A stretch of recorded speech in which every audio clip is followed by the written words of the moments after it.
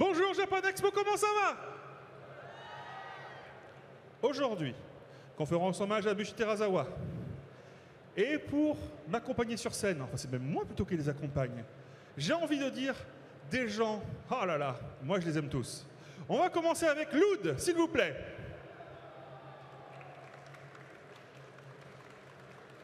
Je vois derrière Monsieur Jean-François Dufour, s'il vous plaît. Et pour finir, et pas du tout le moindre, Monsieur Pierre Giner. Wouh! Bravo! Messieurs, je vous en prie, et après je vais vous demander de vous présenter. Ah, et je profite, c'est un plaisir de vous recevoir sur scène à Japan Expo. On a déjà eu l'occasion presque tous de se voir sur Marseille, mais là, double ration, 1h30 de plaisir. Messieurs, je vous en prie. On commence par qui? Par toi? Voilà. Honneur aux petits jeunes. Pas si jeune que ça. Bonjour, je m'appelle Loud, alors c'est pas mon vrai nom, hein, mon vrai prénom c'est Ludwig, et je suis président d'une association qui s'appelle la Bande Animée, qui partage sur la culture japonaise depuis de fortes nombreuses années. Et puis parallèlement à ça aussi, je travaille aussi sur Manga News, donc peut-être aussi que vous avez vu mon visage, parce que je fais pas mal de chroniques vidéo pour le site internet Manga News. Bonjour à tous, donc je m'appelle Jean-François Dufour. Moi j'ai eu la chance d'être l'éditeur de Monsieur Terasawa à l'époque de Taifu Comics et plus récemment nous rééditons tous ces titres chez Isan Manga. Et donc c'est un plaisir d'être parmi vous aujourd'hui pour vous parler de ce grand monsieur qui a bouleversé nos vies. Bonjour, donc Pierre Giner. J'ai commencé en tant que rédacteur au journal Animeland. Et c'est par le biais de ce magazine qu'on avait réussi à obtenir la première grande interview de M. Terasawa dans le volume 11, si je ne me trompe pas.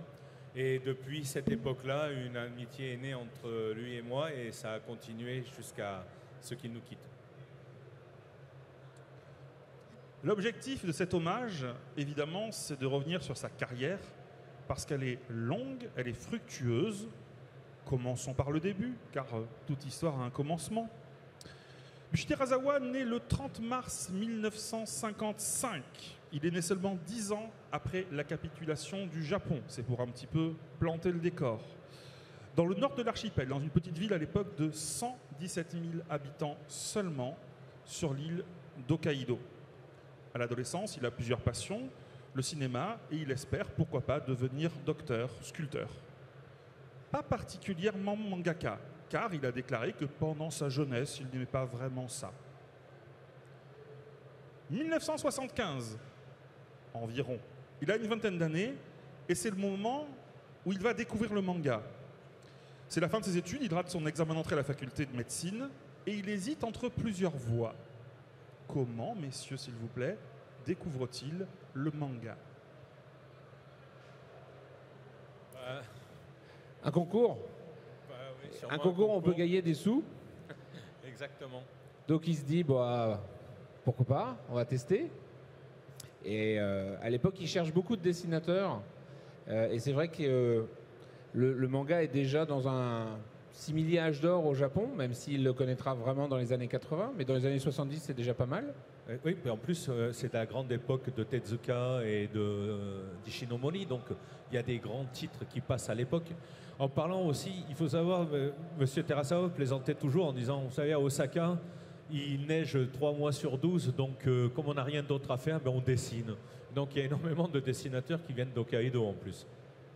Et pour la petite anecdote aussi, c'est avec une de ses petites amies qu'il a découvert en fait le manga. Je crois qu'il avait lu aussi un petit peu de Umezu Kazuo. Je ne sais pas si vous connaissez, mais c'est un mangaka d'horreur qu'il faisait dans le shoujo manga. Et il voyait sa petite amie qui dessinait.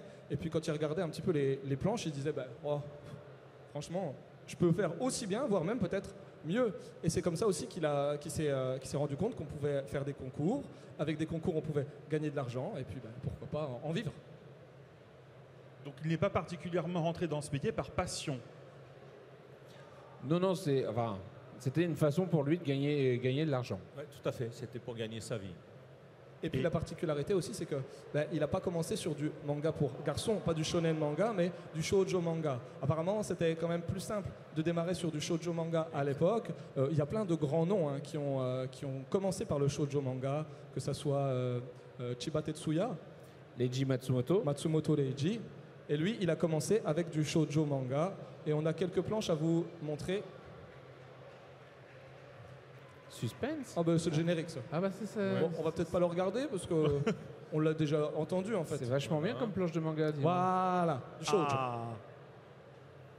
Donc ça, c'est une planche que le maître a fait dans ces époques où il faisait ça pour vivre, au final, pour apporter de l'argent. Alors cette planche-là n'a pas forcément été publiée. C'est des planches qu'il a fournies notamment pour l'exposition qui lui était consacrée en 2018 à Japan Expo et que vous retrouvez dans l'exposition hommage de cette année. C'est vraiment des dessins du début. Il est vraiment dans un style beaucoup plus shoujo, comme on le voit. Et effectivement, comme le disait Pierre, les places en shonen étaient très très chères. Et c'était un moyen assez simple, parce qu'ils cherchaient énormément de dessinateurs shoujo. Et ils n'avaient pas encore eu complètement l'idée de demander à des femmes de faire du shoujo, par exemple. Et à l'époque, il y avait énormément de dessinateurs qui commençaient dans les revues pour filles, du coup. Mais il a réussi à en vivre à cette période-là? En fait, il devient rapidement assistant de Osamu Tezuka. Très bien, je note. Je note. Je note, mais très bien. Et donc, en 1976, c'est-à-dire un an plus tard, à 21 ans, il part à Tokyo pour rencontrer le maître Tezuka. Dans quelles conditions? Comment cela se passe? Je pense qu'il y est allé vraiment au culot, il est allé le voir et il s'est imposé. Je veux dire, c'est quasiment, il a fait le sitting devant sa porte de son bureau, hein, le sitting devant la porte de son bureau en disant je vais être, prenez-moi comme disciple, et tant que le sensei n'a pas dit oui, il l'a forcé, quoi. Il n'a pas quitté, ouais. Mais c'est vraiment avec Tezuka qu'il a commencé, parce que tu disais, est-ce qu'il a commencé ça par passion? On a dit non, c'était plutôt un moyen pour lui de trouver, de gagner de l'argent. Mais avec Tezuka, il a vraiment acquis la passion du dessin, du manga, de comment on dit en français, le storytelling, la narration. Voilà, merci Pierre. T'es un vrai traducteur, toi. Du coup, la narration, tout ça, il a vraiment beaucoup appris. Et quand il parlait de Tezuka, il avait toujours une grande émotion. Et on voit une grande admiration, affection pour le maître. On va quand même montrer le monsieur Tezuka Osamu, je pense que vous connaissez. Là, je ne sais pas si tu peux revenir en arrière. Il est là, tu voulais... Je voulais commenter juste une, parce que je ne suis pas sûr qu'on l'aura encore. Encore? Voilà. Bon, ça va peut-être rappeler quelque chose, mais on peut considérer que c'est le prototype de Crystal Bowie, l'homme de verre. Tout à fait. Dans ces shoujo manga, en fait, Terasawa a appris pas mal de choses et il a réussi à trouver un style qui lui a permis potentiellement de se démarquer. Dans les shoujo manga, le travail est peut-être plus conséquent au niveau du dessin des cheveux, au niveau des cils. Et dans ses interviews, il expliquait que ça lui avait permis de donner un petit peu plus de cachet à son trait. Alors on remonte quand même, parce que ce monsieur-là, il faut quand même le laisser un petit peu à l'image. Évidemment, Osamu Tezuka. Et ce que je trouve assez intéressant, c'est qu'au final, il est parti à Tokyo sans vraiment de point de chute. En final, comme tu disais, il est allé limite taper au bureau. Ah, complètement. Il y est allé. Il avait décidé de travailler avec le maître Tezuka et il y est allé, quoi. Il n'est pas bélier pour rien, hein, à la base. Le mec, c'est vraiment quelqu'un qui était têtu et qui arrivait, qui n'abandonnait jamais avant d'obtenir ce qu'il désirait. C'est incroyable. Ça a été difficile pour lui cette période? Je pense qu'au début, ça doit être un peu difficile parce que, il n'était pas professionnel. Il s'est retrouvé à travailler avec le maître, mais il a beaucoup appris à ses côtés. Il était dans son propre bureau. Il a accepté, il a travaillé à côté du bureau du maître quand même. Et c'est dingue. Et c'est dingue de se dire qu'en fait, il avait lu dans un tome de Blackjack. Donc Blackjack, un manga très connu de Tezuka Osamu, une petite annonce qui disait est-ce que ça vous intéresserait de dessiner, envoyer telle lettre et tout, et il y est allé. Et puis grand bien lui a fait, je trouve. Et grand bien nous a fait. C'est une période en plus où Tezuka, à la fois, il produit des nouveaux titres, parce qu'il était très très prolifique quand même. Mais c'est aussi une époque où il commence à rééditer tous ses classiques aux éditions Kodansha. Donc Monsieur Terasawa a raconté qu'il avait beaucoup appris parce que tout en voyant comment il crée les nouvelles histoires, il a aussi participé à cette réédition chez Kodansha, et ce n'était pas une simple réédition. Parce qu'il faut savoir que quand les œuvres de Tezuka ont été rééditées chez Kodansha à la fin des années 70, il a souhaité reprendre tout pour améliorer les histoires, les remettre au goût du jour éventuellement. Et donc, Monsieur Terasawa racontait que parfois il était avec le maître à découper les planches en disant bon, cette case-là, je la garde, celle-là, non. Et lui disait il faut qu'on garde l'essentiel, on doit aller au but, le superflu n'a pas d'intérêt, il faut qu'on garde l'essentiel pour que l'histoire soit la plus intéressante possible pour le lecteur, qu'on ne perde pas le lecteur. Et s'il a fait ça, c'est parce que dans les années 50, 60, comme il avait un rythme important, c'est vrai que parfois il meublait un petit peu. Ce qui donne parfois des choses un peu bizarres, parce que chez Issan, on a édité aussi un titre qui s'appelle Wonder Tree, qui était un gros succès de Tezuka dans les années 60. Mais dans la réédition, il a souhaité justement dynamiser le récit.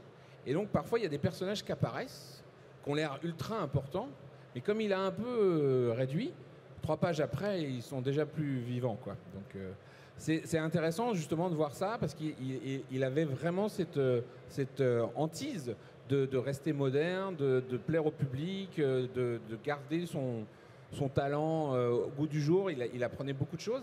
Et Monsieur Terasawa s'est imprégné de tout ça et a beaucoup appris justement dans cette période, à la fois sur comment produire des nouvelles histoires et comment dynamiser un récit.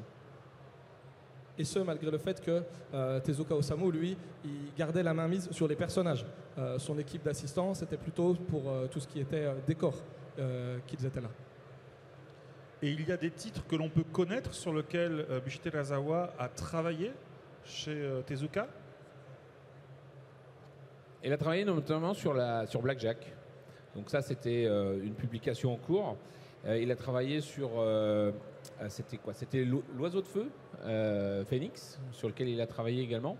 Donc ça, c'est 2 titres, en tout cas dans le cadre de nos discussions dont il a parlé, puisqu'on a eu la chance en 2018 de faire un interview de lui où il nous a parlé justement de sa période chez Osamu Tezuka.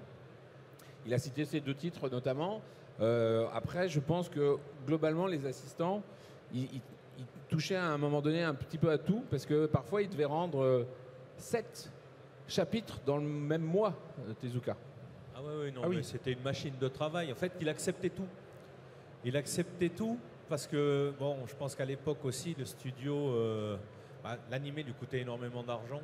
Donc, en fait, il avait besoin de beaucoup d'argent. Il acceptait énormément de demandes de la part des éditeurs. Et on dit souvent que lorsque les éditeurs venaient taper à la porte, ils partaient par la fenêtre et ils quittaient le studio en douce. Mais c'est vrai, il y avait énormément de pages à produire par mois, même par semaine, je dirais. Et dans des styles différents et dans des magazines de prépublication différents. Donc ce qui rajoute encore une pierre à l'édifice de la difficulté. Ah oui, d'accord. Oui, il faisait shoujo, seinen, shonen, tout était mélangé. C'était vraiment un artiste. Si on l'appelle le dieu du manga, il y a aussi une vraie raison. Hein. C'était quelqu'un qui touchait à tout. C'est pas pour... Et c'est important de rappeler qu'à cette période-là, on est en 76-77. Donc évidemment, tout est fait de manière artisanale, à la main. On ne parle pas du tout de travail numérique.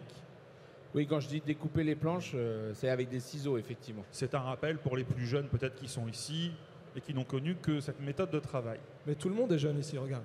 Évidemment. Cette période-là dure combien de temps en tant qu'assistant du maître? Alors, bon, il n'a pas forcément toujours été très clair sur les dates. Oui, exactement. Moi, j'aurais tendance à dire que de 75 à 78 quasiment. Exactement. C'est vraiment le début de Cobra qui l'a fait, arrêter. Ouais. Qui l'a fait arrêter chez Tezuka. D'accord. Alors, je ne cache pas que moi j'avais lu à peu près un peu plus d'1 an, mais ça colle à peu près à un an et demi à la louchette. Il était parfois en dilettante, c'est-à-dire que quand il a commencé à vouloir prendre ses propres ailes, il passait faire de l'assistanat chez Tezuka pour pouvoir payer les fins de mois. Quoi. Pour payer les fins de mois, je comprends. Oui, ça ne se fait pas du jour au lendemain. Et puis, il travaillait aussi sur Sigma 45 à l'époque, quand il était encore assistant. C'est ça, mais Sigma 45, c'est qu'un récit de 60 pages, donc c'était pas non plus quelque chose qui lui garantissait un niveau de vie suffisant. Donc il faisait un petit peu, on va dire, d'alimentaire. Seulement 2 ans après son arrivée à Tokyo, le maître Bushi Terasawa va être édité dans un magazine de prépublication avec un titre qu'on connaît bien. J'aimerais, juste avant qu'on parle du titre, s'il vous plaît, que vous remettiez un petit peu en contexte qu'est-ce que représentait à cette époque-là ce magazine qui est le Weekly Shonen Jump. Waouh, c'était le dernier magazine de prépublication à être né dans l'ordre chronologique. Et donc, il avait une vision avec des dessinateurs assez novateurs, mais tout en gardant la ligne shonen. Mais vraiment, la plupart des héros ne dépassaient pas l'âge de 12, 13, 14 ou 15 ans. C'était vraiment des jeunes héros pour un public jeune.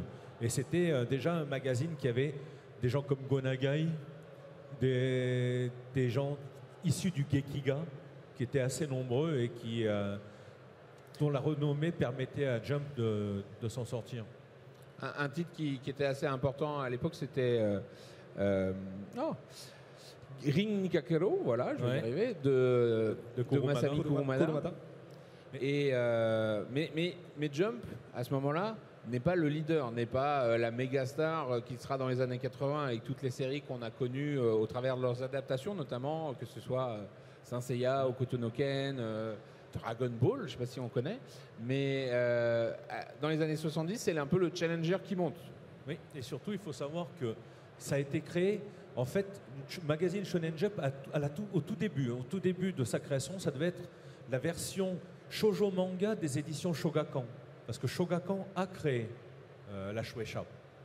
D'ailleurs, pendant des années, le big boss tout en haut de l'échelle, c'était le président de Shogakukan.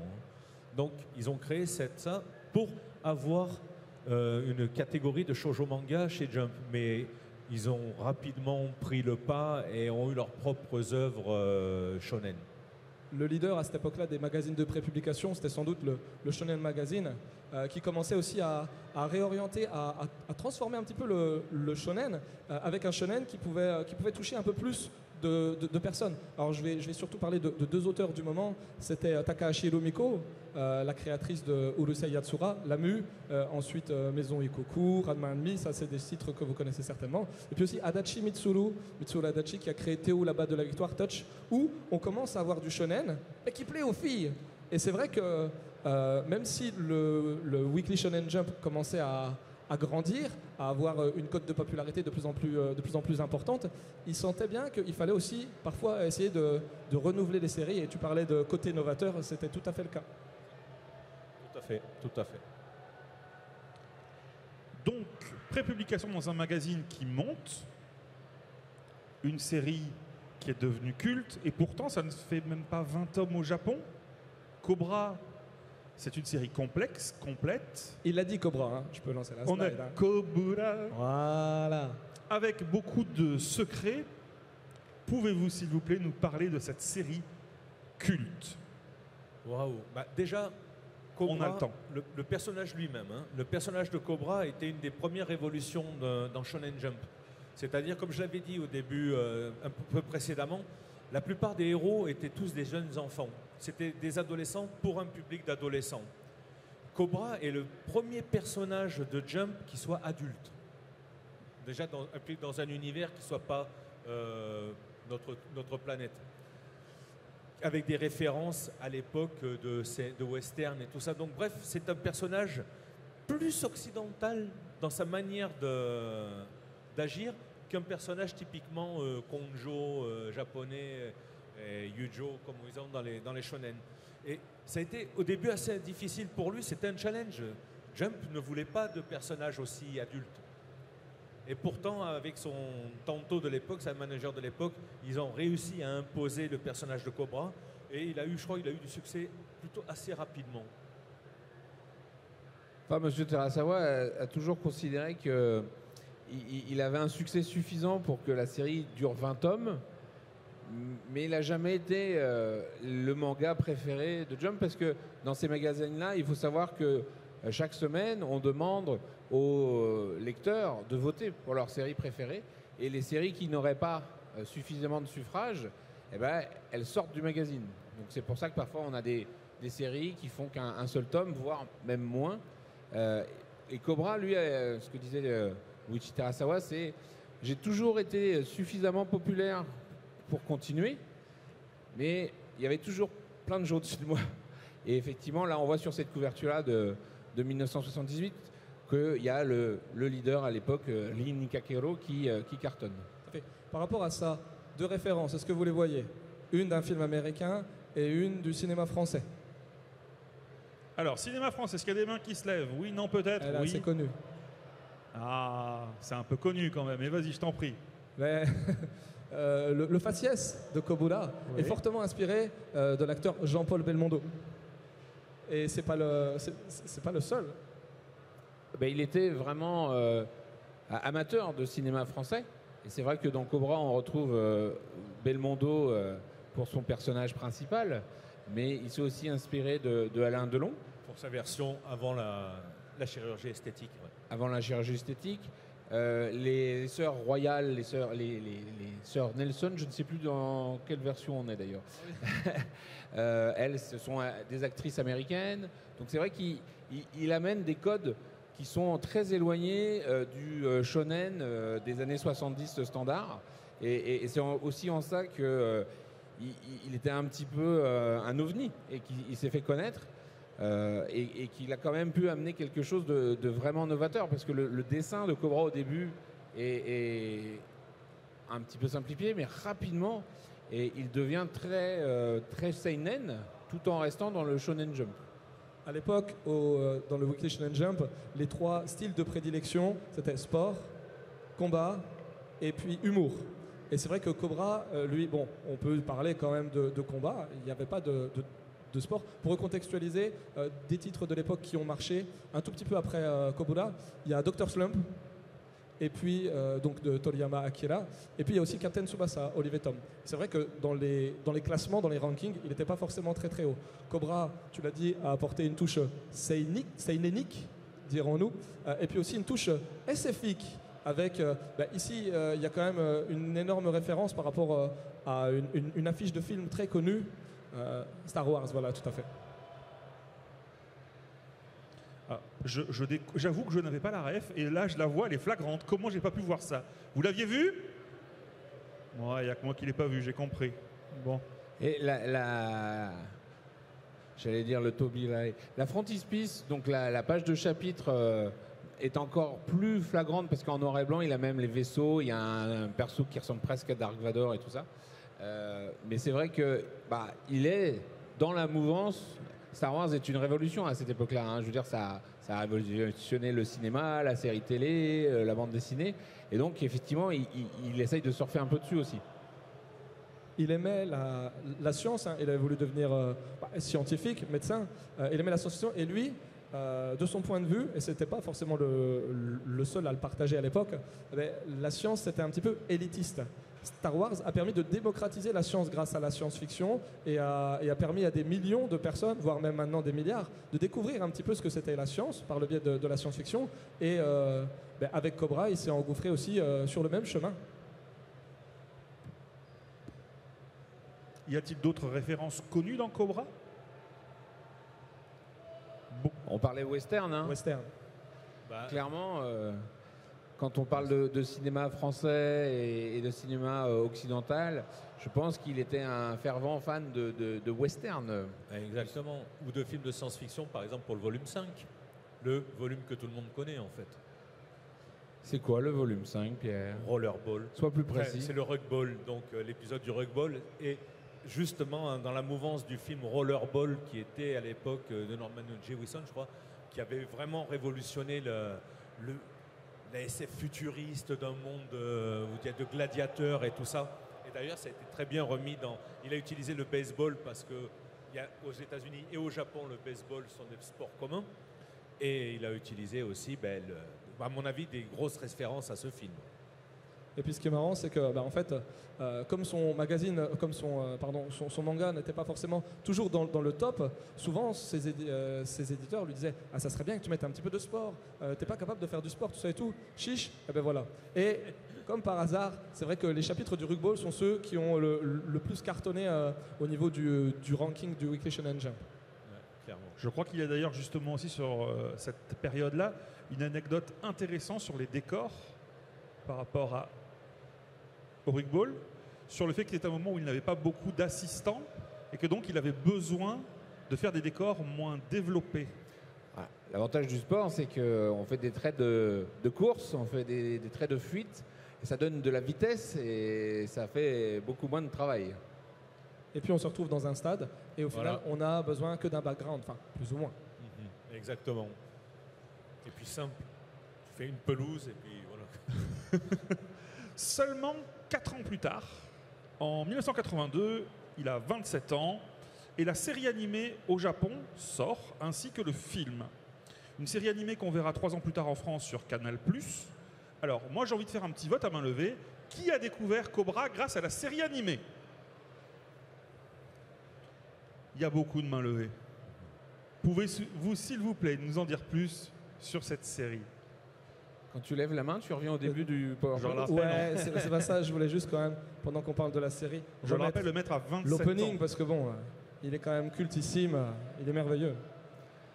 Alors, on peut quand même préciser, puisque tu parlais de la série arrive et le film, c'est le film d'abord, Voilà. qui est une adaptation assez libre, pour pas dire non fidèle, puisque Terasawa aimait le film pour ce qu'il lui a permis de faire derrière, etc., mais pas forcément dans les choix qu'avaient fait Osamu Dezaki et Akio Sugino sur l'adaptation, parce que c'est vrai que on retrouve les Trois Sœurs, on retrouve Cobra, on retrouve tout ça, mais c'est assez différent. Et ce qui notamment l'avait un peu choqué, on va dire, je pense, c'est que dans le film, il n'enlève pas son avant-bras pour pouvoir utiliser son rayon delta. Ils avaient décidé de faire en sorte que c'est son bras qui se transmute. Ça lui avait pas trop plu. Et donc c'est pour ça que sur la série, il a demandé à être beaucoup plus impliqué pour que ça soit beaucoup plus fidèle. Exact. Puis il y a eu aussi une sorte d'épisode pilote qui a été fait, où d'ailleurs on retrouve certaines scènes dans les 3 ou 4 premiers épisodes. Et l'histoire est légèrement différente en fait.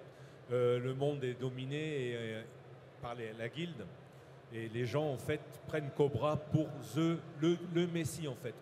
Et c'est la base de l'histoire de Cobra. Mais ce projet sera complètement modifié avec l'épisode 1 de la série télé, mais ils vont garder beaucoup de scènes du film, notamment l'homme Tarvage, celui qui envoie des graines dans le corps des jeunes demoiselles. Ah. Donc voilà, c'est ce qu'avait dit d'ailleurs Monsieur Ohashi, l'animateur sur Cobra. Il a dit, mais ils avaient tout changé. Et moi, sur le générique aussi, j'avais fait le générique tout seul. Et puis au milieu, ils m'ont dit, ils m'ont fait changer plein de scènes. Notamment, on n'avait pas du tout mis le turtle. Mais il semble qu'entre-temps, le turtle avait été développé par la société. Donc ils ont dit, c'est pour ça que les génériques aussi sont modifiés. Mais Terasawa est resté, lui, impliqué sur la série. Ce qui a été difficile parce qu'à l'époque, les gens de Shueisha se moquaient de tout ce qui était animation. Généralement, ils disaient ok, le maître est d'accord, vous faites ce que vous voulez, puis nous, on s'occupe uniquement de la partie manga. Mais sauf que Terasawa, lui, voulait être impliqué. C'est surtout, à cette époque-là, je rappelle encore, il y avait Dr. Slump, et le Weekly Shonen Jump s'est rendu compte que quand il y a eu l'adaptation animée de Dr. Slump, ça a permis à plein de monde de découvrir cette licence. Et ouais, un animé, ça peut faire venir des gens au manga. Nous, en France, c'est exactement ce qui s'est passé, mais au Japon, ça a été exactement le cas. Ouais, alors que pendant longtemps, ils ont pensé que c'était les animés qui surfaient sur le succès des mangas. Et c'est vrai qu'à partir des années 80, on voit que l'animé apporte plus au manga que le manga n'apporte peut-être à l'animé. Et puis quel animé, hein, parce que techniquement, la série TV de Cobra, c'est quand même du très très haut niveau. Il est certain que ça a permis à Terasawa d'avoir une notoriété et de pouvoir déjà aller partout où il voulait, parce qu'il y avait un peu plus de sous-sous. Donc ça lui a permis d'obtenir une liberté à la fois aussi créative, parce qu'il avait un peu plus de poids au sein de la section éditoriale. Donc ça lui a permis toujours de pouvoir un peu mieux manœuvrer. L'animé lui a rapporté quand même, enfin, lui a rapporté du succès et de la notoriété. Et puis pas que, parce que il n'aimait pas trop en parler, mais malgré tout, l'adaptation animée et le dessin de Sugino ont changé le dessin de Terasawa. Parce que à partir de là, c'est vrai qu'il s'est enrichi de ce qu'avait pu faire Sugino, de l'adaptation de son personnage. Et physiquement, on le voit dans les premiers tomes, il a limite le nez très long, il a un visage plus déformé. Au fur et à mesure du temps, ça évolue, mais quand Cobra commence à être adapté en animé, le changement est plus radical. Et on va voir, même quand on voit les versions couleur après, c'est vrai qu'il s'est extrêmement rapproché du travail qui avait été fait en animé d'adaptation. C'est pas quelque chose d'exceptionnel. La plupart des mangas, tu vois avant l'adaptation animée et après l'adaptation animée. On voit généralement les auteurs savent, enfin, ils adaptent leur style. Enfin, normalement, ils ne le font pas, mais beaucoup ont adapté leur style graphique à celui de l'animation. Kurumada, par exemple. Évidemment que dans l'animé, il y a aussi une musique qui est une douce mélopée à nos oreilles. Quelque chose à dire sur le sujet ou je passe à la suite? Là, on va un peu dans la version animée, mais Terasawa voulait une adaptation, une sorte de Lupin 3 dans l'espace. Voilà, c'était à peu près sa vision du personnage. D'ailleurs, les mimiques, les histoires, les rapports entre le personnage masculin et les personnages féminins. Et c'est pour ça qu'il avait demandé à avoir Yuji Ono, le compositeur des musiques de Lupin, sur sa série. Sauf qu'à ce moment-là, Yuji Ono était lui-même déjà occupé sur du Lupin. Donc il a consenti à faire le générique de début et de fin, donc de début, ça c'est sûr. Et la musique a été confiée à un autre compositeur célèbre, donc Kentaro Haneda, que, si vous le savez, il a fait les musiques notamment de Holmes, pour ne citer qu'elle. La version avec les chiens. Oui, la version de Miyazaki, bien sûr. Et donc ça lui donne une ambiance assez jazz, comme était la toute première série de Lupin aussi. Exactement. Parce que la première série de Lupin, quand elle a été diffusée au Japon, elle n'a pas forcément eu un énorme succès, mais elle a marqué beaucoup d'artistes. C'est là où on découvre Miyazaki, Takahata, et un style différent, parce que pareil, on parlait du fait que Cobra c'était un personnage adulte dans un manga, dans un magazine de prépublication où il n'y avait généralement que des adolescents. Lupin dans l'univers de la BD était assez atypique aussi, et c'est pour ça qu'il s'en inspirait, et il a souvent dit que effectivement Cobra c'est Lupin, c'est James Bond dans l'espace et ce genre de choses.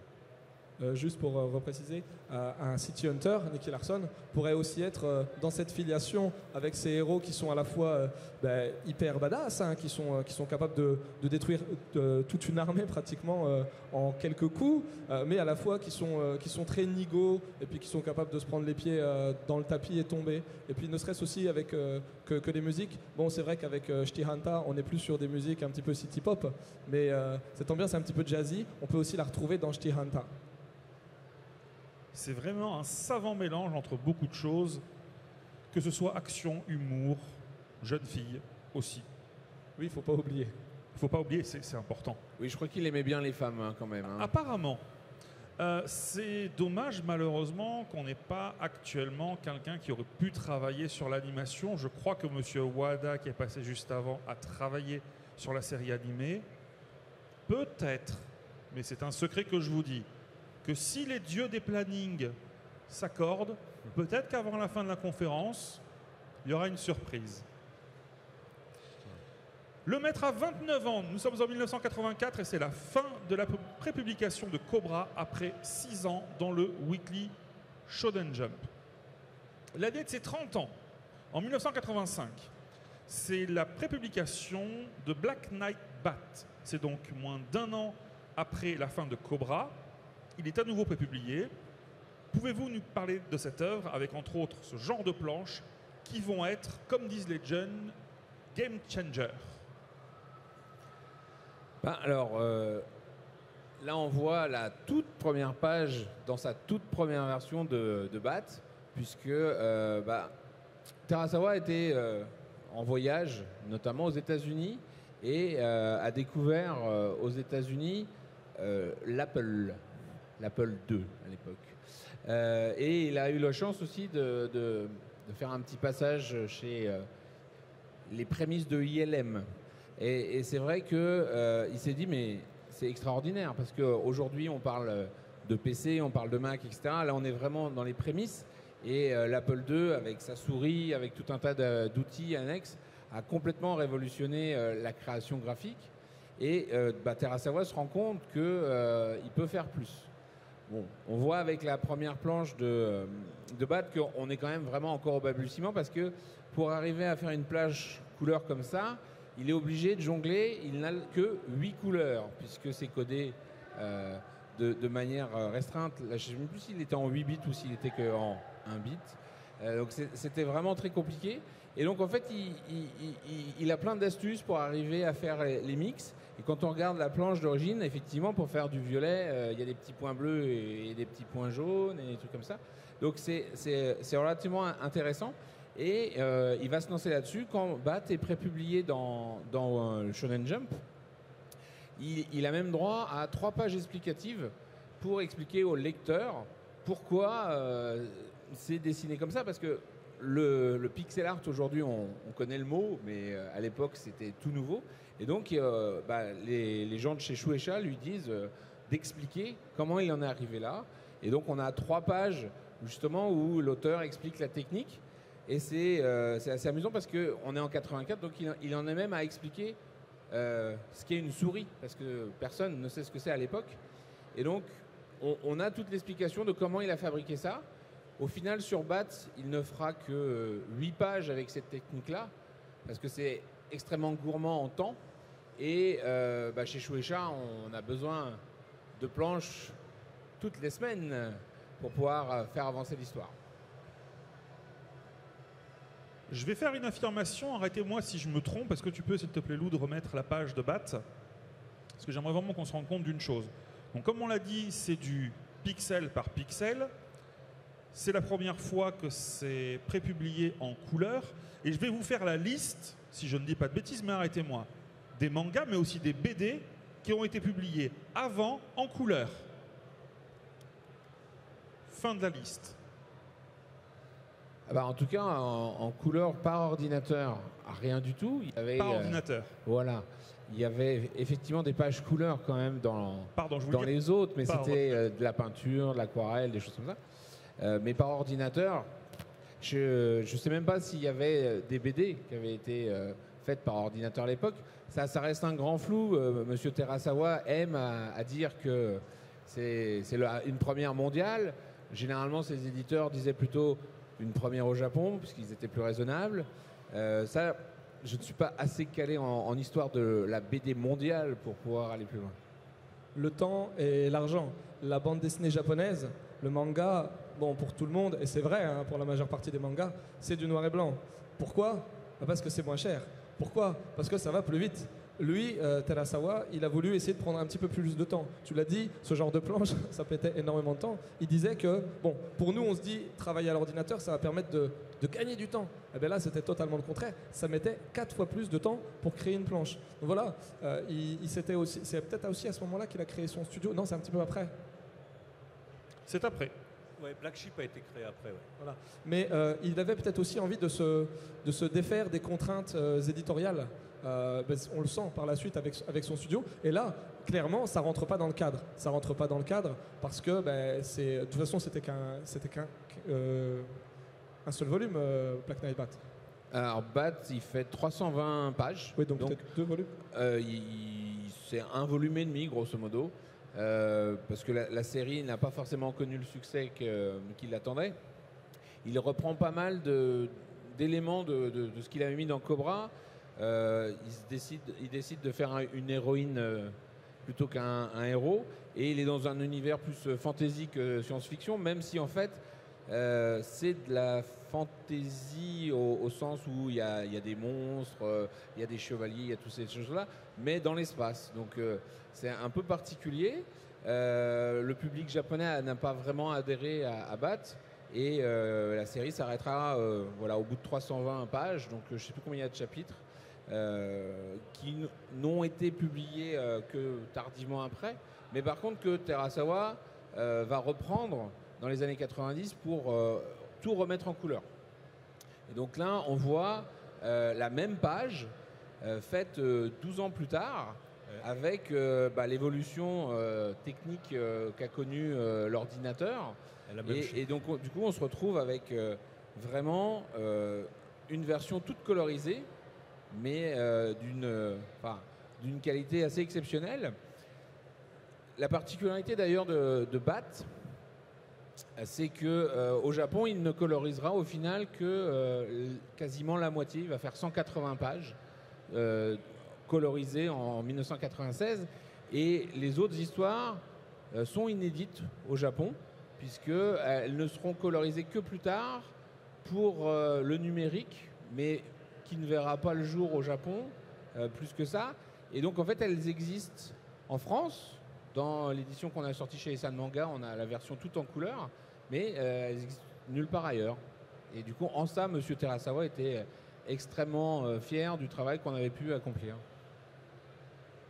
Pour ceux qui sont intéressés, en effet, pour découvrir BAT, donc première page prépubliée en couleur via le numérique, c'est disponible chez Isan Manga. Et de surcroît, il y a l'interview dont tu as parlé tout à l'heure. Oui, les 3 pages bonus du Weekly Shonen Jump, on les a ajoutées dedans. Et on propose d'ailleurs les 2 versions, hein, noir et blanc et couleur. Dernière petite chose par rapport à cette création, Black Knight Bat, on l'a dit, il aimait la science, il aimait aussi la technologie. Donc tu parlais de l'Apple, il a mis beaucoup de moyens pour pouvoir acheter des ordinateurs dernier cri, les scanners. Et il expliquait que là où les autres mangaka qui gagnaient beaucoup d'argent s'achetaient des voitures de luxe, lui préférait s'acheter un Apple. Alors ça, c'est une photo de son atelier en 2018. Il a toujours aimé avoir plein de gadgets électroniques. Je connais que Monkey Punch et lui-même qui avait un lecteur Blu-ray 10 ans avant que ça soit commercialisé en France. Donc voilà. Il était vraiment technophile. Un an plus tard, le maître a 31 ans, nous sommes en 1986, et c'est la prépublication de Midnight Eye Goku. On n'a pas d'image, désolé. Voilà, mais un manga que certains diront visionnaire, plus sombre. Pouvez-vous nous en dire un petit peu plus sur cette série, s'il vous plaît? Après la fin de Cobra, il a décidé de remettre un nouveau personnage masculin, donc avec un style vestimentaire très bizarre. J'avais proposé qu'on s'habille tous comme ça et bizarrement personne n'a voulu. En gros, il a une veste, torse nu et une cravate. Et surtout, l'avantage, c'est que là, à l'époque où il a dessiné, c'était extrêmement visionnaire et SF. Mais quand on voit aujourd'hui les ordinateurs partout dans la ville, les contrôles par les satellites et tout ça, aujourd'hui, ça pourrait être même un manga actuel, franchement. Alors si on résume un petit peu, si on fait le pitch de Goku, c'est effectivement un détective dans un futur proche qui, lors d'une enquête, se voit attaqué par une sorte de mafia et sauvé par un organisme dont on ne sait pas grand-chose, même une fois qu'on a fini le manga d'ailleurs, qui va lui greffer un œil bionique, en fait. Mais cet œil a la particularité de pouvoir contrôler un satellite, les ordinateurs, puisque dans ce futur proche, parce qu'on est là dans les années 80, mais il considère que dans ce futur proche, les ordinateurs vont tous être connectés entre eux par un réseau. Et Internet n'existe pas encore, effectivement. 1986. Et donc, du coup, le héros, à la fin de la première histoire, se voit doté de cet œil et va pouvoir s'en servir à la fois pour analyser des situations, pour pouvoir faire appel à ce fameux satellite, pour pouvoir commander des véhicules, puisque comme on est dans le futur, les véhicules peuvent se commander par un ordinateur. Donc son œil va pouvoir lui permettre de déplacer des véhicules par la pensée. Et voilà, donc c'est vraiment en ça que Goku est visionnaire. Et c'est c'est un espèce de roman noir. Exactement. Et en plus, pour la référence à Son Goku, il a un bâton qui est son arme en fait, un bâton qui peut s'allonger. C'est le mythe revisité de Sayuki dans le futur proche. Parce que là, on peut dire vraiment que son manga, c'est quasiment le futur proche. C'est vrai que l'histoire ressemble pas mal au jeu vidéo Watch Dogs, je ne sais pas si vous connaissez, qui est sorti il y a une paire d'années, avec ce contrôle sur les ordinateurs qui permettent de se sortir de pas mal de situations. Et ce qui était marrant avec ce titre, Midnight High Goku, c'est qu'en fait, Terasawa disait que c'était le titre le plus proche de lui, le plus autobiographique, notamment par rapport à la relation qu'il pouvait y avoir avec les femmes. Midnight High Goku, c'est un séducteur, c'est vraiment un dragueur. Et voilà, je pense que Terasawa aimait aussi ce genre de beau gosse ténébreux. L'adaptation animée a aussi beaucoup aidé à la reconnaissance du personnage de Goku. Parce que franchement, le Madhouse a fait un travail énorme sur les deux OAV de Goku. Ce qui est dommage, c'est qu'ils n'ont pas suivi. Parce que franchement, c'était bien. Je les avais re-regardés pour la conférence et c'est vrai qu'ils sont magnifiques. Un an plus tard, le maître revient avec une nouvelle série et il fonde également son propre studio. Qu'est-ce que cela va changer pour lui?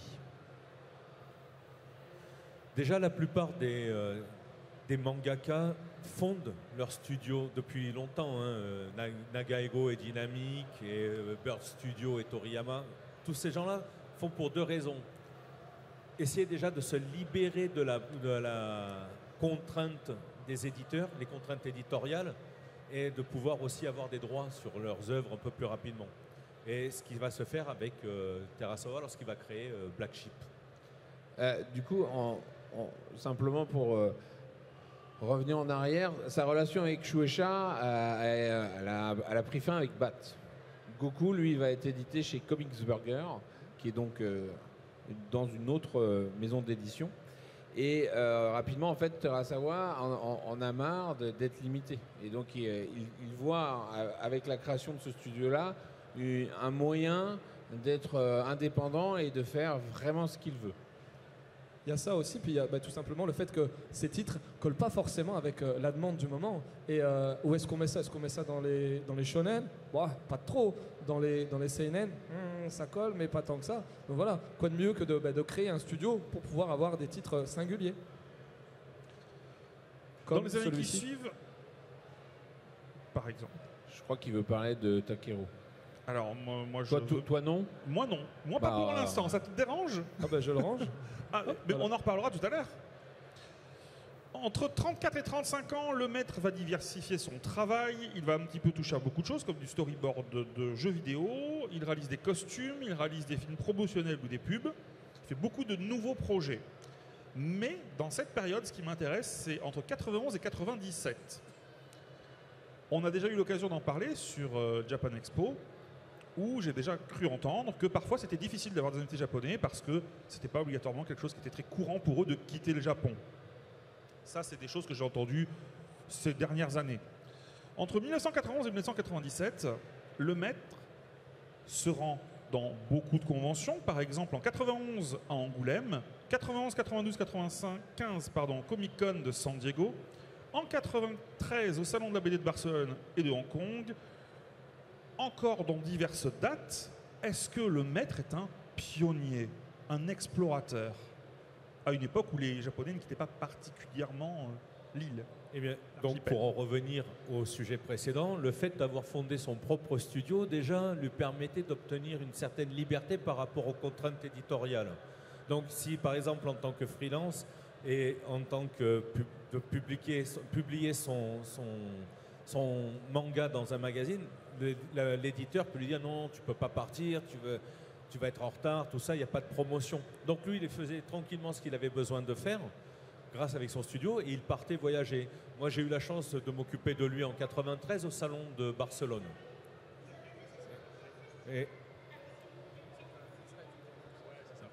Voilà, et donc, tu as eu l'occasion de le rencontrer en 93 au Salon de Barcelone. Moi, je l'avais déjà rencontré avant pour Animeland, mais en 93, je m'étais occupé de son stand parce que le salon du manga japonais à Barcelone avait mis beaucoup d'argent parce qu'il voulait lancer une première édition importante. Et incroyablement, aujourd'hui on invite surtout des animateurs, mais à l'époque ils avaient invité que des mangaka. Donc il y avait eu Otomo qui était présent, il y avait eu donc Terasawa, il y avait aussi le dessinateur de Crying Freeman, donc, qui était présent. Donc franchement, ils avaient mis une énorme publicité. Là, les éditeurs étaient d'accord. Bon, ça ne s'est produit qu'une fois. Après, avoir des éditeurs de différentes maisons d'édition au même endroit, je crois qu'il y a peut-être qu'aux États-Unis, à Barcelone, qu'on peut faire ça, oui, ici, bien sûr. J'ai vu les photos, c'était assez impressionnant. J'ai envie de te demander si tu as ramené des souvenirs de cette période-là, mais si vous voulez, on peut parler de Takeru juste avant. Voilà, les souvenirs de cette période-là, je t'en prie, Pierre. Voilà, donc lorsque je m'étais occupé de lui pendant 4 jours, je lui ai demandé un dessin par jour. Et à l'époque, il était sympa. Mais je m'ai gardé son stand. Hein. Je lui gardais son stand. Donc voilà, j'ai eu un personnage différent tous les jours. T'en as même eu 2 là, parce que c'est marqué le 5. Là, c'est le 5 aussi. Ah oui, alors c'est le même jour qu'il me les a dessinés. Bah, alors, il ne me les a pas donnés le même jour. Il t'a arnaqué. Ouais. Mais en même temps, j'y avais demandé quand même à chaque fois un personnage féminin et masculin. Donc mais c'était à l'époque, il était vraiment. Il avait la puissance, il était rapide et tout. Donc franchement, on voit incroyable le talent qu'il a. Sur Cobra, franchement, c'est du dessin animé quasiment. Et puis il a c'est vraiment récupéré le style.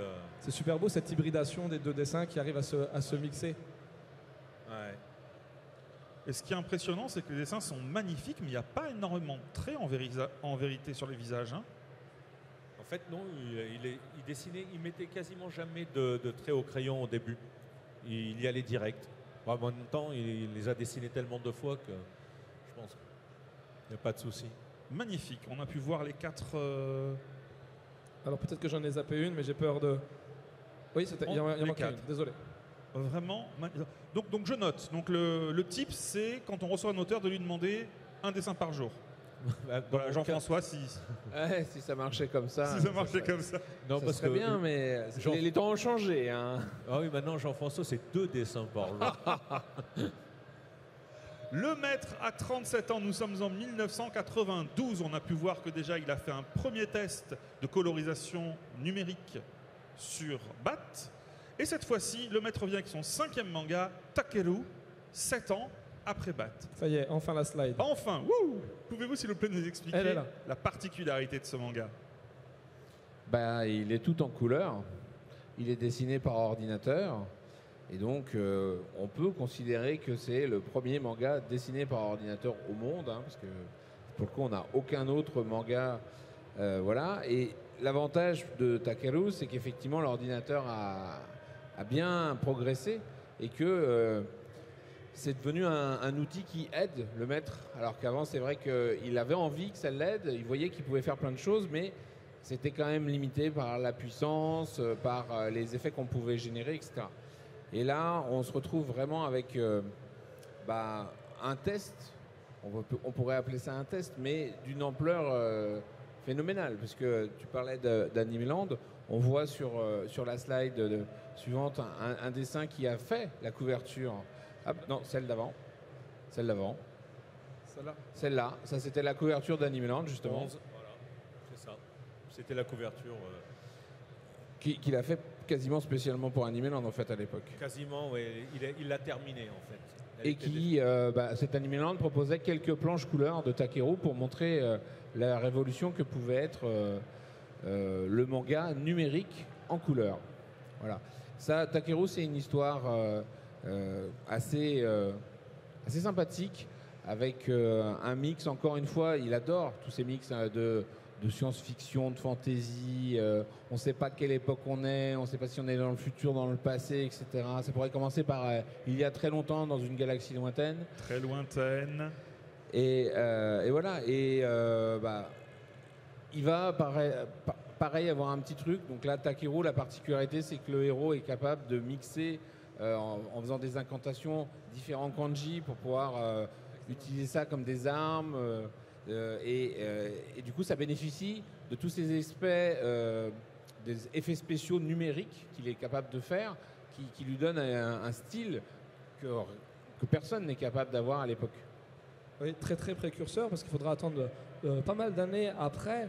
Il y a certainement eu d'autres essais, mais moi je vois Oku Hiroya sur Gantz qui s'est vraiment approprié le manga travaillé de manière numérique, mais ça date des années de fin des années 90, voire même début des années 2000. Donc ouais, c'est un gros précurseur sur ce coup. Et ce qu'on peut surtout remarquer chez Terasawa, que ce soit sur le manga ou sur d'autres œuvres sur lesquelles il a créé, c'est sa capacité narrative en fait. Il a un style narratif qui était très propre, qui lui était très propre. Par exemple, toutes ces années de travail au sein de Tezuka Productions, d'avoir bossé un peu sur Cobra et tout ça, lui a permis de faire le storyboard mais complet du film Kabuto. Le film complet, et c'est un véritable manga en lui-même, quoi. Et il avait exactement en tête ce qu'il voulait faire. Je pense s'il n'avait pas été mangaka, il aurait peut-être été réaliseur de films, parce que franchement, il a toujours en tête la manière de calculer les scènes, les angles, tout ça. C'était vraiment quelque chose qui le passionnait. Et ça se voit d'ailleurs dans ses mangas, dans ses planches narratives. Ça se lit d'un seul coup, comme ça, sans à-coup. Franchement, c'est un excellent metteur en scène. C'était une de ses passions, le cinéma précédemment. Et puis, tu avais parlé de sculpture. D'après ce que j'avais cru comprendre, c'est son papa qui était sculpteur. Et la sculpture, mine de rien, il y a toujours aussi un travail d'angularité pour représenter un corps. Comment est-ce que je vais mettre en plongée, en contre-plongée. Je pense qu'il était vraiment féru de ça. Et on le verra par la suite aussi sur d'autres de ses œuvres où le travail de position de caméra ou de position d'appareil photo, pour le coup, est prépondérant. Le maître a 40 ans, nous sommes en 1995, soit 17 ans après la prépublication de Cobra, soit 10 ans après ses débuts sur du travail de colorisation numérique. Et là, sort une nouvelle version de Cobra. Alors, une nouvelle version de Cobra, presque, on va dire, puisqu'il va mixer en fait, puisqu'il a envie, il a testé sur Takeru, il veut faire du manga numérique en couleur, mais il y a une contrainte malgré tout de temps, puisque Cobra en couleur va être édité de nouveau par Shueisha, et que Shueisha a besoin de chapitres régulièrement. Et la petite astuce qu'il va trouver, c'est qu'il va commencer avec une magnifique histoire inédite qui s'appelle The Psycho Gun, où on voit réapparaître Crystal Bowie, l'homme de verre, où on va en apprendre un peu plus sur le héros. Mais évidemment, ça lui prend beaucoup de temps. Donc en fait, cette série Cobra Couleur, elle va mixer les histoires inédites et les histoires colorisées par ordinateur de la série d'origine. On arrive en 1999, le maître a 44 ans et il teste encore des nouveautés avec sa 7e œuvre, Gun Dragon Sigma. Innovante, pouvez-vous nous en dire plus? Je sais pas si on a des slides. Je ne sais pas si on peut dire innovante, on pourrait parler de expérimental surtout, je pense, ouais. Puisque Gun Dragon, je ne sais pas si c'est un... Je ne sais pas si c'est un manga ou si c'est un livre photo pour pouvoir profiter de toutes les jolies mannequins qu'il aime. Ouais, il va effectivement, on va pratiquement utiliser la technique du fond vert, c'est-à-dire que d'un seul coup, on se retrouve sur une BD où on a des vrais acteurs, des vraies actrices surtout d'ailleurs, prises en photo par le sensei lui-même, et après il va détourer ces actrices et ces acteurs pour les mettre dans un univers de science-fiction qu'il va réaliser entièrement sur ordinateur. La difficulté là, c'est qu'on parlait de sa qualité de narrateur. Bon, sur Gun Dragon, il était peut-être un peu accaparé par la technique plus que par l'histoire. Oui, c'est clairement. Et puis toujours cette quête du visuel qui était là, c'est vraiment la quête du visuel et de l'expérimentation. Personne n'avait... à part les gens qui lisaient Nous Deux à l'époque et qui avaient des romans photos, mais des romans photos mélangeant et animation, et décors en 3D. En 3D et des personnages réels. Non, il n'y avait pas ça encore à l'époque. Il aurait aimé faire un film, et c'est budgétairement parlant que c'était un petit peu compliqué sur Gun Dragon, donc il s'est rabattu sur cette œuvre qui est très atypique. On n'en a pas parlé, mais... Terasawa passait beaucoup de temps au milieu des années 90 à travailler sur la préparation du deuxième film de Cobra qui devait être produit par Madhouse. Il en était character designer et je ne sais même plus s'il était réalisateur aussi, mais au moins character designer.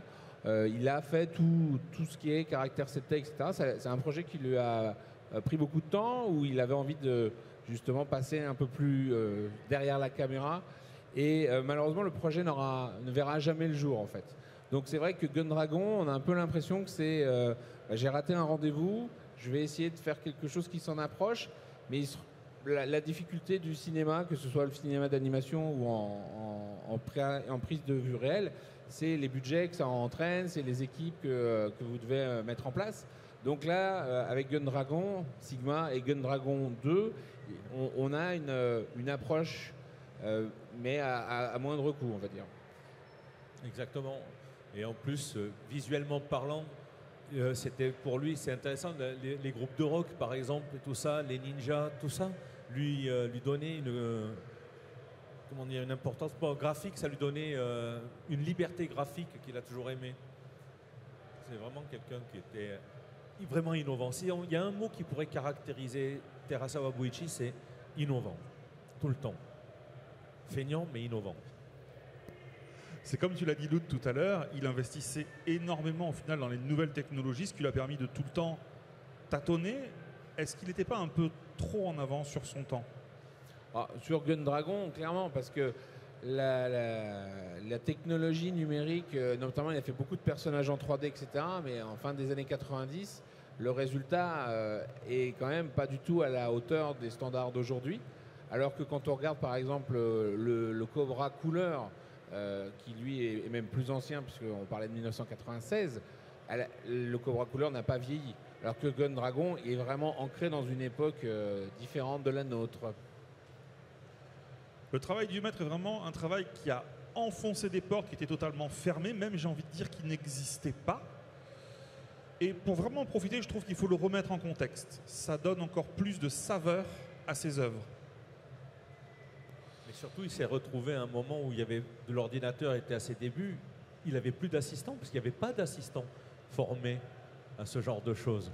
C'est qu'après, il a ouvert une voie, il a complètement ouvert une voie, ce qui fait que d'autres mangaka et d'autres assistants se sont mis dans cette voie-là. C'est pour ça toujours cette innovation.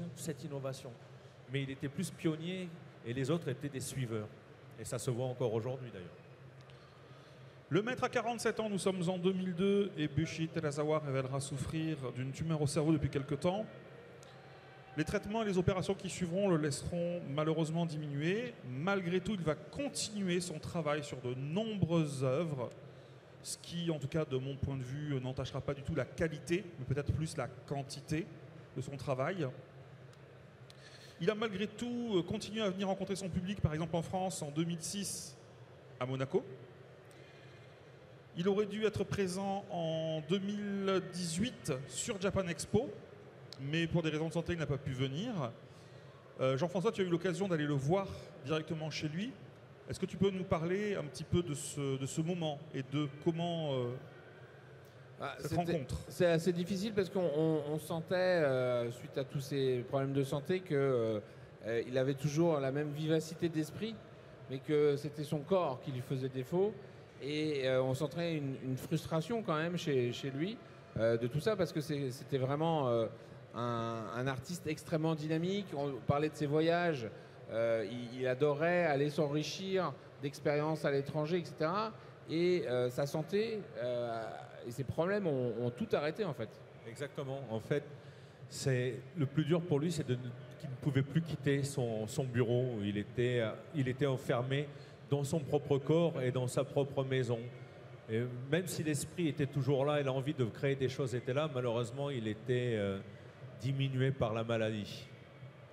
Et effectivement, comme dit Pierre, il vivait du coup dans un appartement qui était adapté parce qu'il se déplaçait souvent en fauteuil roulant, etc. Et il faut voir que ce genre de soins au Japon, ils n'ont pas la sécurité sociale en fait. Et donc c'est extrêmement coûteux et ça lui utilisait la plupart de ses revenus pour pouvoir vivre convenablement malgré ses difficultés à se mouvoir, malgré ses difficultés à parler, etc. Et du coup, je pense qu'il y avait une sorte de double frustration, quoi. Malgré tout, j'aimerais qu'on revienne un petit peu, s'il vous plaît, sur l'animation de Space Adventure Cobra. Et pour ça, j'ai envie de dire, est-ce qu'il y a peut-être une petite musique qui vient ou pas? Une musique pour parler d'animé?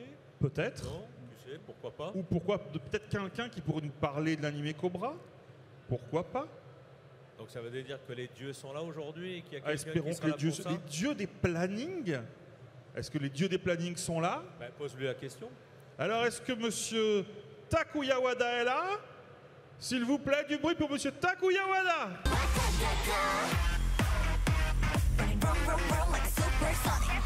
Il n'entend pas un petit peu plus fort, s'il vous plaît.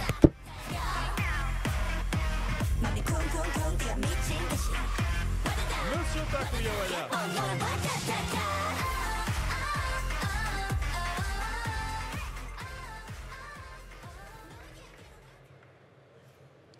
Qui a donc, comme nous l'avons dit, travaillé au début sur l'animé, tout simplement, Space Adventure Cobra. Et nous sommes très friands et nous avons envie d'en savoir plus, Monsieur Wada, sur votre travail, sur vos souvenirs, sur cet animé. やっぱり今日はコブラの特集もになってたんですけど、和田さんはコブラには何話分も関われていて、その作品に関してはどんな思い出があるのでしょうか？何話に作品したかは全く覚えていないです。なぜならばあの時なんかエンディングクレジットにやったんだけど名前出てないことが多くて、スケジュールがなかったから多分差し替えてなかったんですよね、各話ごとに。だから何話やったかは覚えてないです。En fait, j'ai travaillé sur plusieurs épisodes, mais je ne me souviens plus du nombre exactement d'épisodes, vu que souvent mon nom n'était pas à la fin du générique, pour des raisons de temps ou de technique. Donc je ne sais pas exactement sur quels épisodes vraiment j'ai travaillé, mais j'ai travaillé sur plusieurs épisodes. Monsieur Wada, avez-vous rencontré le maître en personne? Avez-vous eu cette occasion? でその作品の時はそうでもいや今これからそのコブラを作った時に先生がお会いができたことがありました？寺澤先生。作品を作ってる最中はなかったかな。確か打ち上げかなんかで一回会ってるのと、あと最近になって寺澤先生がお亡くなりになる2年ぐらい前なのかな。まあもちろんジェフもいたけど、その時寺澤先生の忘年会で会ったかな。En fait, lors de la production de la série de Cobra, j'ai dû rencontrer le sensei une fois, oui, une ou deux fois. Et ensuite, je ne l'ai plus revu jusqu'à il y a 2 ans, lorsqu'avec Jeff, nous étions allés à la fête de fin d'année de Monsieur Terasawa.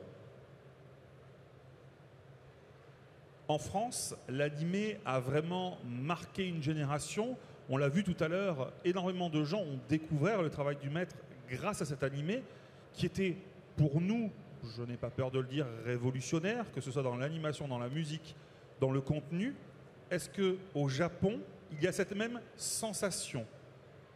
フランス人はコブラを見たときにはかなりクオリティとか出来上がったことはすごくてショックを受けたんですけれども、そのクオリティがすごく大きいで、必ず私が見たときにはすごいショックだったんで、刺激的な感じだったんですよ。それは日本でも同じことだったのでしょうか？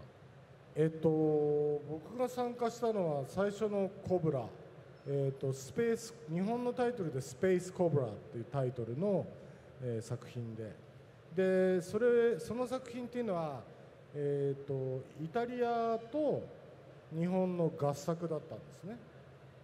だから普通の日本のテレビアニメよりはちょっと予算が良かった。Lorsque j'ai travaillé sur la série de Cobra, à l'époque, on m'avait dit que c'était une collaboration avec l'Italie. Enfin, en tout cas, il y avait une collaboration et ce qui fait que le prix que nous avions comme budget était sensiblement supérieur à celui des productions domestiques. Donc peut-être de là vient la qualité. 予算は少し良かったんですけれども、スケジュールが全くなかったんですね。 Évidemment, si on avait un peu plus de budget, le temps de production, lui, était quasiment identique. で、あのクオリティで大変な数を書かなきゃいけないから、毎日3時間ぐらいしか寝れなかった。 Et donc, comme on devait dessiner beaucoup plus de dessins, mais toujours dans la même période, je ne dormais quasiment que 3 heures par jour. で、まあ、コブラのエピソードの中で僕が関わった作品っていうのは、ラグボール、 J'ai surtout participé aux épisodes du Rug Ball. それと最終兵器って言って、卵みたいなのに目が描いてあるやつ、あれも描きましたね。だからサンドラっていう眼帯の海賊みたいな、あれがこう巨大化するエピソード。 Et notamment une scène aussi sur laquelle j'ai participé activement, c'était la scène de l'arme absolue, où on voit Sandra qui récupère l'œil et qui commence à grandir et à devenir énorme. Là, c'est moi qui ai travaillé sur cette scène-là. あとは、コブラ対ボーイっていうタイトルで、コブラが乗っているタートル号という宇宙船、あれがフォーメーション C って言って蛇の形になる。でそれがスター・ウォーズのようにこう渓谷をこう走り回るロボメカシーンはほとんど俺が描いてますね。 Et aussi dans l'épisode Cobra contre Bowie, le turtle se modifie pour être une sorte de forme de serpent. Et pour moi, là, j'ai dessiné cette scène de mecha où le cobra, genre comme dans Star Wars, en fait, le turtle va à gauche, à droite et attaque. Je rappelle évidemment que M. Wada est un animateur de légende. On a déjà eu l'occasion de le recevoir sur scène à cette Japan Expo, qu'il a travaillé sur de très nombreuses séries. On peut le voir ici, hop, juste derrière moi, par exemple à Anime 100, pour les 100 ans de l'animé à Japan Expo. J'aimerais savoir, et cette fois-ci c'est une question un petit peu plus collégiale, on a pu le voir dans cet hommage, tout le travail sur le numérique qu'a pu faire le maître. Quel est pour vous aujourd'hui ce qu'il nous laisse, son héritage? で、今もその寺澤先生の話をするとまだ、和田さんはちなみに皆さんのために紹介して伝説のアニメーターとしては紹介されてでその後は、寺澤先生はかなりデジタルの技術をパイオニアとしてはよく知られているんですよ。それで和田さんにとってはその、技術そのデジタルをかけてずっと信念を貫いたのはどういう、気持ちですか？そうですね、まあ寺澤先生がデジタルツール、そのコンピューターを使ってイラストに着色をするとかっていうのはかなり昔からこだわってやられてたと思うんですけど、当然アニメーション、その当時のアニメーション制作にはコンピューターは一切使ってなかったんですね。だから紙と鉛筆でコブラを描いて、でそれを動画マンという人がきれいにクリーンアップをして、で中割りを描いて、でそれをトレースマシーンという機械でセル画にスキャンして、で裏から色を塗る。で撮影もフィルムで足で一コマ一コマ撮影してたから、背景も当然画用紙に書いてある。だからそういう意味では全く、フルアナログだったのがアニメーションで、寺澤先生が新しい試みでそのデジタルでペイントをするっていうね、取り組みに、始めたのを見て、なんか手塗りじゃないすごい立体的なペイント技術だなと。でこれがアニメでできるようになったらすごいだろうなとは思いました。Et au début, moi, bien sûr, alors que le sensei commençait à se développer dans le milieu du digital, nous, on était encore à l'époque du papier, de la photo, du sel. Et on était vraiment ce qu'on appelle en full analogique.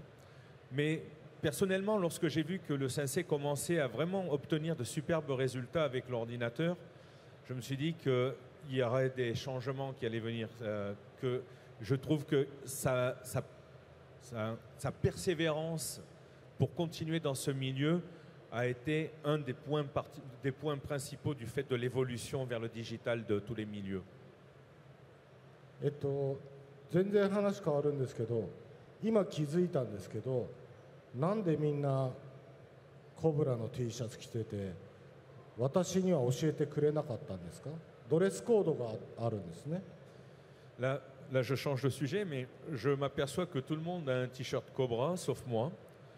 Donc je suis le guest et personne ne m'en parle. Donc je ne savais même pas qu'il y avait un dress code.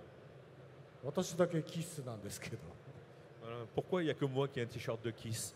Je ne sais pas qui organise la scène, mais c'est une honte. Je pense que c'est le présentateur qui est en charge du dress code. Artem! ああ、やっぱり C'est toujours sa faute. J'aurais une dernière question et elle s'adresse peut-être un petit peu plus au public français. Dans le générique, nous pouvons entendre « Homme ou machine, nul n'imagine quel est son secret ». Eh bien moi j'ai une question parce que moi j'ai ma petite explication, mais quelle est votre explication à ça? C'est pas le même générique donc. C'est pour ça que je dis un peu plus aux fans français. Ah c'est pas pour lui. Hein Quel est son secret? Sa force surhumaine est quand même assez impressionnante. Il y a des chapitres où il s'appelle Cobra l'immortel et quand on voit effectivement tout ce qu'il subit, on finit par croire qu'il est vraiment immortel, indestructible. Le rayon delta, le psychogun, on aurait presque envie de croire qu'il a une partie bionique peut-être en Cobra. Mais le sensei a toujours dit non, c'est un homme normal. Il fait beaucoup de sport. Quand on regarde les premiers chapitres ou les premiers épisodes, Cobra va dans une sorte de, je sais pas comment dire, une sorte de chambre où il va pouvoir vivre un rêve. Dans ce rêve, il se voit en tant que le Cobra version 1. Tout le monde voit de quoi je parle avec les cheveux longs, etc. Comme moi, cheveux au vent. Et, eh ben, peut-être que ce rêve, en fait, il est continuel. Et peut-être que Cobra, en fait, il est dans un rêve et il n'a aucune force. Non, pour moi, en fait, je pense que Cobra, en fait, ne meurt pas parce qu'il est la mort. C'est l'ange de la mort. C'est peut-être une raison pour laquelle il est incroyablement puissant. はい、私が考える答えは簡単です。それはなぜかというと、主人公だからです。 Ah ben, pour moi, c'est simple. La raison est simple. Si Cobra est aussi fort et immortel, c'est parce que c'est le héros. Je vous demande, s'il vous plaît, un tonnerre d'applaudissements pour les invités, Monsieur Takuya Oda, Monsieur Pierre Giner, Monsieur Jean-François Dufour et Monsieur Loud. Juste avant de lancer une vidéo sur l'exposition de Cobra qu'il y a ici, je me permets, moi, de finir sur un petit remerciement. Déjà, Bushi Terasawa nous a quittés le 8 septembre 2023, 68 ans. Son travail a participé, pour je pense beaucoup de monde, à la découverte et à la passion du manga par ricochet de la culture japonaise. Pardonnez-moi, je lis parce que je suis un petit peu ému, je ne vous le cache pas. C'est un honneur pour moi d'avoir eu l'occasion de présenter cette conférence. Merci beaucoup de m'avoir donné l'opportunité de le faire. J'aimerais, s'il vous plaît, des applaudissements pour ce grand monsieur. Merci.